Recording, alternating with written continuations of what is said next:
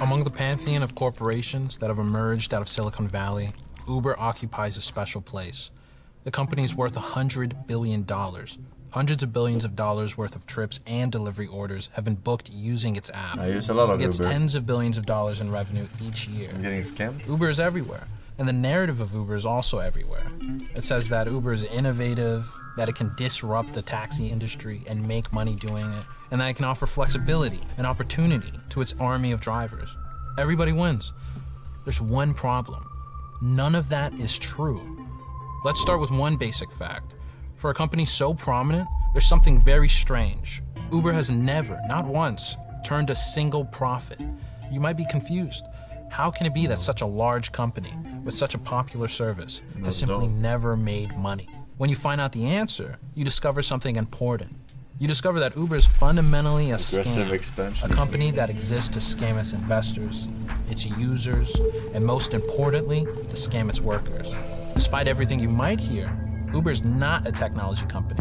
While the company may brag about its sophisticated algorithm, in reality, Uber is just another taxi company. There's nothing fundamentally more efficient about Uber than there was with your local taxi service. The business is the same. There's no real way to innovate someone driving someone or something from point A to point B. Not true. Using an app to match Simply not riders true. with They were drivers first. is so simple that local taxi companies do the same thing. Yeah. In fact, Of course Uber is they're gonna less copy it. efficient than taxi Doesn't mean they didn't Most do it normal taxi first. companies don't spend huge amounts on marketing or lobbying or corporate headquarters. They don't pay their CEO $45 million a year. Uber has higher costs than traditional taxi operators in every category except fuel. So why is Uber everywhere while taxi companies go out of business? It all goes back to Uber's master plan. First, with massive amounts of money from venture capitalists, Uber subsidized significantly cheaper rides than what taxi companies could offer to attract customers away from them. Then, after years of undercutting competitors and driving them to bankruptcy, resulting in a wave of suicides by cab drivers, Uber established near monopolies in local markets. Now, Uber is often the default way to get around if you don't have a car. And once Uber has eradicated its competition, it can make itself profitable at expense of users and drivers, raising its fares to what taxis offered or higher, while pushing down drivers' wages. The plan is not efficiency, it's monopoly. And that's not just me theorizing. No. A 73-page is article in obvious the things. Transportation Law Journal took a deep what the look fuck? at Uber's business and concluded one thing. This Uber is has why you no buy ability, competitors. now or in the foreseeable future, to earn sustainable profits in a competitive marketplace. Uber's investors cannot earn returns on the money they invest without achieving levels of market dominance that would allow them to exploit anti-competitive market power. So that is Uber's grand plan. It is not increasing the productivity or efficiency of the industry that it's in. It's subsidizing its rides with venture capital cash until it can build a monopoly and do whatever it wants. So users who buy Uber's narrative may be getting scammed, but no one is getting it worse than Uber's workers. So, Uber relies on classifying drivers as independent contractors. In the United States, that means an individual provides services to a company, but is independent of the company and its control. Uber says that because drivers can choose what work to accept and for how long, they're fully independent. Now, most of Uber's workers drive part-time, but they actually do relatively this works little anymore. I driving, think a lot and of countries 90% of them have quit each year. The majority of Uber's labor is done by a smaller down group hard of on workers this. who drive full-time for the company. So who are these drivers? In cities like New York, the vast majority are immigrants from places like India, Bangladesh, and Haiti. They desperately need cash to support their families and send remittances back home. These are people at the very margins of our society. And how does Uber treat them? Uber treats them like a pool of cheap labor, easy to exploit and then discard. Uber's always been clear about one thing. It does not care about its drivers. At Uber's Greenlight centers, where drivers register with the company, they were not even allowed to enter bathrooms reserved for employees. In fact, when Uber was talking about how it would become profitable, it stated clearly that it wanted to get rid of its drivers and transition entirely to self-driving cars. But Uber's technology was so bad that after burning billions of dollars, it had to give up. So for now, Uber is stuck with its drivers. And in order to appear like it's coming closer to profitability, it's been cutting their wages since 2015. Whenever Uber increases its cut from each trip or reduces the minimum rate for drivers, its margins improve by that much immediately. As a result, Uber drivers regularly earn less than the minimum wage.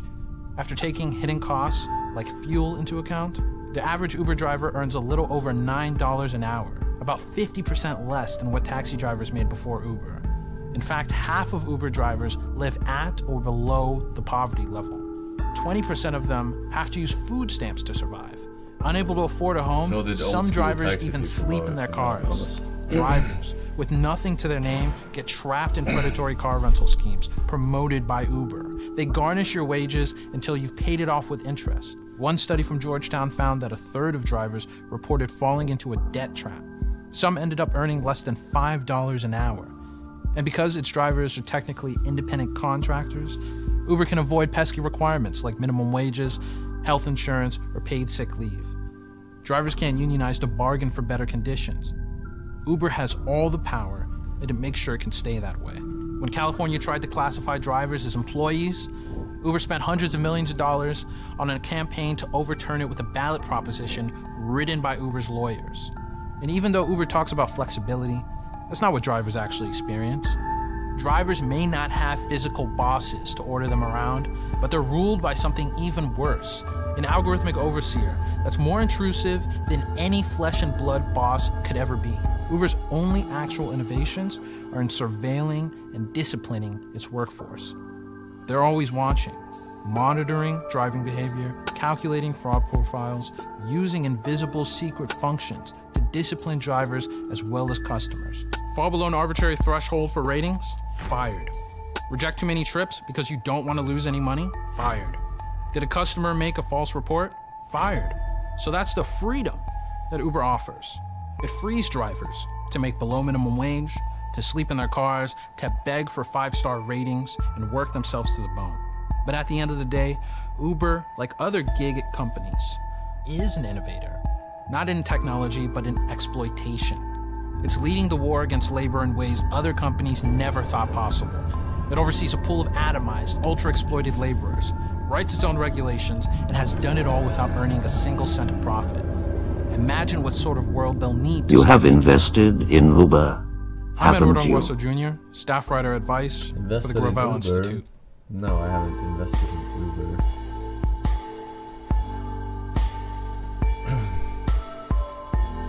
I probably wouldn't, even if I went back to that time where they started pitching people, you know, like the early fucking seed rounds or Series A or whatever.